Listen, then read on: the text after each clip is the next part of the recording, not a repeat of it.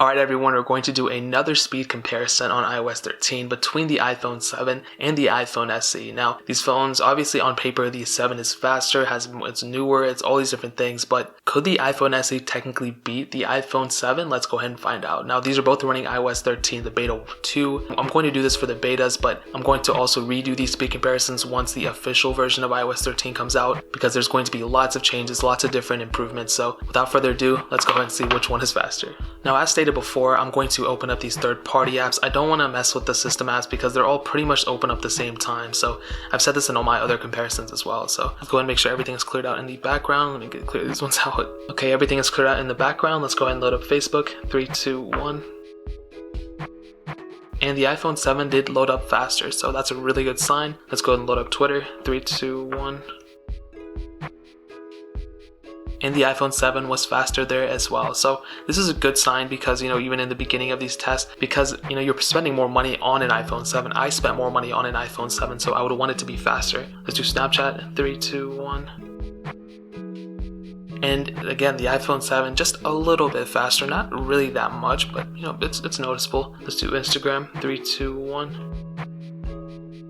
And again, the iPhone 7 is faster. I was expecting it to be, a little flip-floppy here, at least in the beginning, but it seems like the 7 might just take it home. Let's do Netflix. 3, 2, 1. This might be the first comparison where the newer iPhone will win every single time, and Netflix again is opening up faster on the iPhone 7. I'm going to skip Shazam because I don't really like that app too much. Let's do Bofa. 3, 2, 1.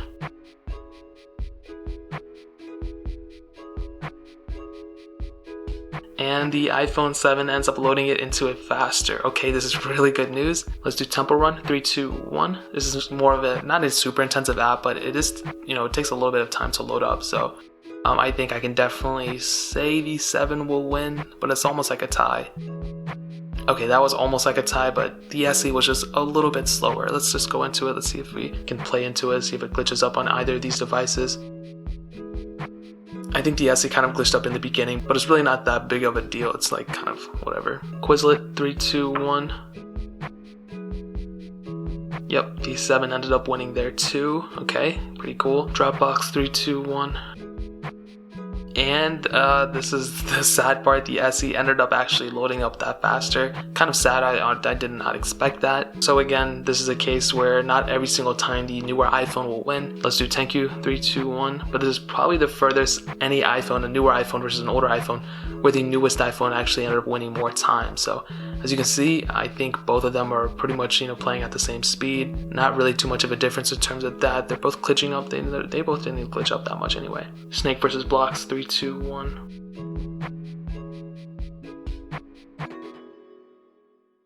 I think the 7. Okay, the 7 did end up winning. Let's go ahead and see what we can do here. No glitchiness on either of them. I hate the ads on the bottom because they just I think those ads glitch up the game when they're switching to them. Paper.io 2. 3, 2, 1.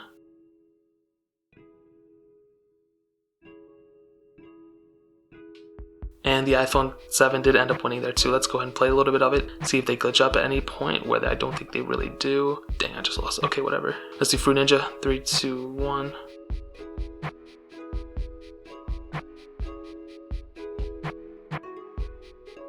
And again, the iPhone 7 did end up winning here. So let's go and just kind of see if it glitches up anytime. Not really. Okay, let's go ahead and end it off with Real Racing 3. 3, 2, 1. And ultimately, even if the iPhone 7 does win here, it was super close to winning it every single time, but it ended up ultimately not winning the Dropbox thing, which is really weird. I don't know why that happened.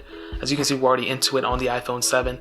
The iPhone SE eventually did get into it, but ultimately, I think it's fair to say that the iPhone 7 is a very fast device. I was not expecting it to be this much of a difference. As you can see, 153,473 on the iPhone SE as my multi-core score, 175,028 on the iPhone 7. So the iPhone 7 is a faster device than the iPhone SE. It was faster than my iPhone 6s as well. So it's a very fast device. I'm not going to say it's not, but for some reason Dropbox ended up opening up faster on the SE. Don't really understand that. So just some closing thoughts. The iPhone 7 is probably worth, I think you're definitely paying more for performance and everything, but I'm wondering if, further versions of iOS 13, the betas, and even the official version, if it ends up kind of closing the gap between these two devices. I don't think software in and of itself makes a phone way faster, but I do think it does bring something to the table and kind of smooths things out and it kind of increases performance one way or another in terms of the back end stuff. So that's pretty much it. The iPhone 7 definitely is a faster device than the iPhone SE. So if you guys have any other questions or anything, leave it down in the comment section below. Hit that like button, that would mean so much, but definitely hit that subscribe button. Every single subscriber that we get really does count, so it means so much if you guys can hit that. Also check out the other links down in the description as well. My Twitter, my Instagram, my second channel,